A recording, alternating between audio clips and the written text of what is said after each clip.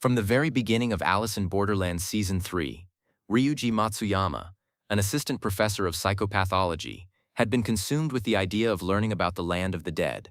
After the Shibuya meteor incident, Ryuji interviewed a plethora of victims, only to find out that all these survivors saw a similar dream in their subconsciousness while they were lying on the hospital bed. Ryuji believed that they were stuck inside a purgatory between the mortal realm and the realm of the dead, where the people struggling with their lives played a number of games to win a chance to come back to the land of the living. However, this was just a theory, and Ryuji needed concrete evidence so that he could share his research paper with the scientific world. And therefore, to gather evidence against his claims, Ryuji made a deal with the devil and visited the land of the dead to meet with its ruler.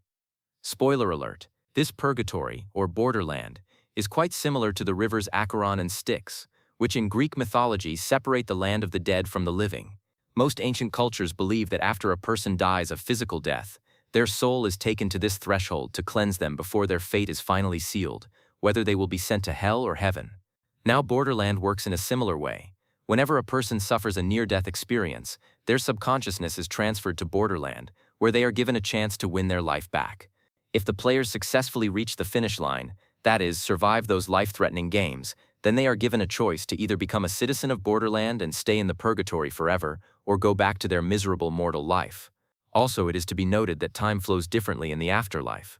While the show doesn't give us an exact value, it hints that 2 minutes of cardiac arrest in the real world can amount to weeks and months in Borderland. In Greek mythology, the purgatory is under the watch of a psychopomp, Charon, who carries the souls from the land of the living to the land of the dead. In Alice in Borderland Season 3, we are introduced to a similar spirit, the Watchman, who manages the souls in the afterlife and guides them to the vortex of the dead. The character first showed up when a face card, Banda, tried to kill Arisu, the lead protagonist of the show, even though he had won the tournament. At first I believed that it was Banda and Yaba, the two humans who'd chosen to remain citizens of Borderland, who were the Jokers, but the Watchman's brief conversation with Arisu suggested that he might be the real Joker. Joker's true role is to fill the gap between life and death, meaning he is the threat connecting the two realms. So either the Watchman's the Joker himself, or the Joker's nothing but an ideology that governs the land. Much like the card itself, the psychopomps are often considered to be faceless or identityless entities, known by their title, not by their name, which means they are interchangeable, but their job is absolute. The Watchman further told Arisu that the Joker is neither the ruler of Borderland nor the master of any of the games, which means if the Watchman is the Joker, then he cannot really design anything. He can just watch and execute the rules already chalked out by a higher entity. If we compare it with Greek mythology, then the psychopomp is a mere servant to the ruler of the underworld, that is, Hades. This means a superior godlike entity had already established the rules of Borderland, and the Watchman's job is just to watch over the rift between life and death. He told Arisu he merely kept watching so that he didn't have to pass through the dead's door. This hints that the Watchman had made a deal with the ruler of the realm in exchange for his own immortality. I believe every time a winning player chooses to become a citizen, their fate is automatically transferred to the Watchman. It is to be noted that he doesn't become their master, and they are free to do what they want to. The citizens have the power to design the games, but if they dare break the rules of the realm, then the Watchman is obliged to take action against them. And with Banda dead, the Watchman was likely left with only one citizen, which explained his need to convince Arisu to become a citizen so he could prepare the realm for what was about to come. The Watchman told Arisu about an impending catastrophe that was going to flood Borderland, and he wouldn't be able to manage all those players by himself, which was why he needed him. Unfortunately, Arisu turned down his proposal and went back to the mortal world. However, if the massive tremors are going to hit the planet anytime soon, then it is likely that Arisu and his partner, Usagi, will return to Borderland in Season 4. But what is the Watchman's role going to be in the next season? I think he is going to first convince a few players to become citizens of the country, and this may include Anne, a former player, who can see citizens in the real world. In the season's ending, Anne stopped Banda from killing Arisu while he was stuck in his subconscious. The Watchman already has Yaba, though I don't think these two will be enough to organize the next tournament with so many players arriving in the realm.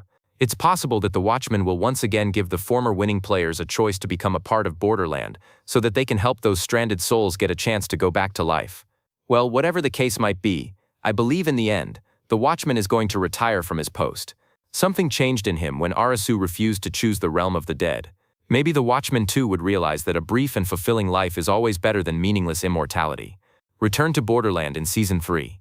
When Arisu and Usagi wake up in the hospital at the end of Season 2, They have no memories of their time in Borderland, but they still are drawn to one another. When Season 3 picks up, roughly 3 years later, they are happily married and living in Tokyo. Arisu is working at a counseling clinic, and Usagi is using her knowledge of mountain climbing and other athletic pursuits to work at a sports apparel store. But Usagi still struggles to move on from the death of her father, who seemingly died by suicide after the legitimacy of one of his no-oxygen solo hikes was called into question.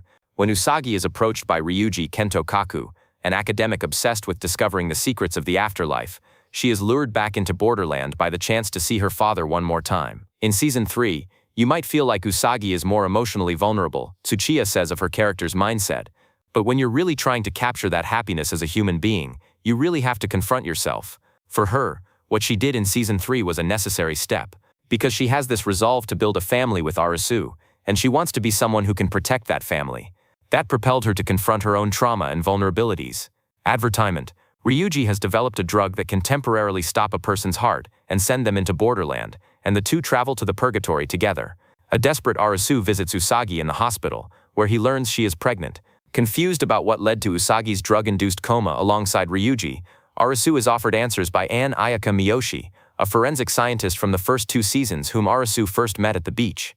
Though Arisu can't remember Anne, she explains to him where Usagi has gone and how he can follow her. She gives him the cocktail that will allow Arisu to travel to Borderland and watches over him in the real world. Once in Borderland, Arisu and Usagi regain their memories of their first visit. The games of Season 3. As with any deathmatch story, the success of Alice in Borderland is at least partially dependent on the construction of its in-universe gameplay. Season 3 includes a combination of original games and ones brought over from the manga, such as the Flaming Arrow fortune game that serves as Arisu's reintroduction to Borderland. Alice in Borderland is a drama series, but I want the audience to feel like they're playing a game, like they don't know if they're watching a drama or if they're playing a game, says Sato. I wanted you to be concentrated to that degree, just playing. Season 3 is the pinnacle of that gameplay feel. While the first 2 seasons saw the people of Borderland competing in games tied to the standard playing card deck, e.g., a game for each card, the 3rd season belongs to the unpredictability of the Joker. Before, players could at least guess at the nature of a game, as each suit represented a different kind of competition. However, there are no such hints for players in Season 3, who are sorted into teams at the beginning of their time in Borderland and told where to go for the next match. But Arisu and Usagi are not the same people they were in the first 2 seasons. They have that fortitude of having won and overcome the game, says Yamazaki. In terms of Arisu, he willingly to find Usagi goes to Borderland, so there's a clear, strong objective. I played him with a lot of confidence. Advertisement: Arisu quickly becomes the leader of his team, earning their trust after he finds an underground passageway away from the shrine that is about to be engulfed by literally hundreds of millions of flaming arrows. In the zombie virus game that follows, he leads his team to victory once again by hiding his infected status. It's Yamazaki's favorite game of the season. Arisu is good at cerebral games, and I think his intelligence really shines in that game, he tells Time. Alice in Borderland Season 3. Courtesy of Netflix, Usagi and Ryuji become allies. Meanwhile, Usagi and Ryuji grow closer as they depend on one another to survive in Borderland. When Ryuji, who is a wheelchair user following a car accident in the real world, is pulled to safety by Usagi in the Poison Train game, he begins to develop feelings for her. For her part, Usagi seems to begin to see Ryuji as a friend. She never gives up, says Tsuchiya, of what she likes about her character. To protect somebody, she acts. For her, it's more about somebody else, not just her own gain. I like that about her. There's a lot of power, I think, in Usagi. Advertisements: Of course, unbeknownst to Usagi, Ryuji made a deal with Banda, Hayato Isomura, a cold and manipulative killer who played alongside Chishiya Nijiro Murakami in the Jack of Hearts game in Season 2. After surviving the games of Borderland, Banda chose to stay in the purgatory as a citizen. Now he is looking to lure Arisu, whom he considers to be an interesting player, back into the game. Banda offers Ryuji the secrets of the world of death beyond Borderland in exchange for bringing Usagi and Arisu to the purgatory. As the final game approaches, he gives Ryuji a gun and tells him to kill Usagi before she can return to the real world. Banda believes that, with Usagi dead, Arisu will choose to stay in Borderland. Arisu sacrifices himself in the final game. Arisu and Usagi are reunited for the final game, along with the surviving members of both of their teams, including Ryuji. The remaining contestants are placed in the center of a grid of 16 rooms and asked to find the exit within 15 rounds. They each have a wristband with 15 points on it. 1 point is needed to open each door between rooms, and some rooms have multi-point penalties just for entering. If a player's points run out, they will be killed.